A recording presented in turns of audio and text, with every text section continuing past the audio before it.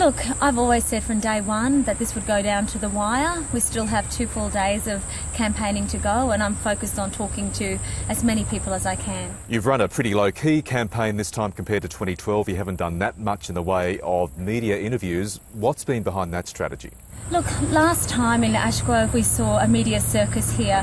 Clearly people have told me they did not want that this time. For me, my campaign has absolutely been focused on working with volunteers and trying to speak to as many locals as possible about the issues that matter to them. Is it not so much hiding from what the Labor Party's trying to achieve if they win the election? No, for me, I went through that last time.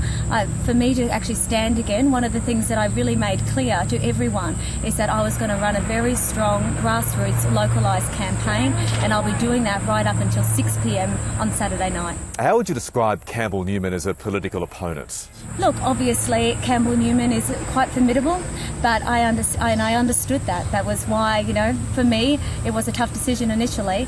But this is my community, where I live, and I think we deserve to have a local member that we can trust. You've been out of Parliament since losing the last election. What experiences have you learnt from that time? What did you do wrong as an MP, as a minister, when you were in Parliament? Well, I think anyone that loses an election is humbled by that experience. But I've definitely reflected on some of the things that I've done in the past. But I also know from all the conversations I've had, literally with thousands of local people, that they're telling me that they want someone they can look to, that is part of this community and they can trust, and they feel let down by Campbell Newman. He has not been here on the ground as much and hasn't listened to their concerns. He does have a state to run, though. I understand that. So you can cut him some slack.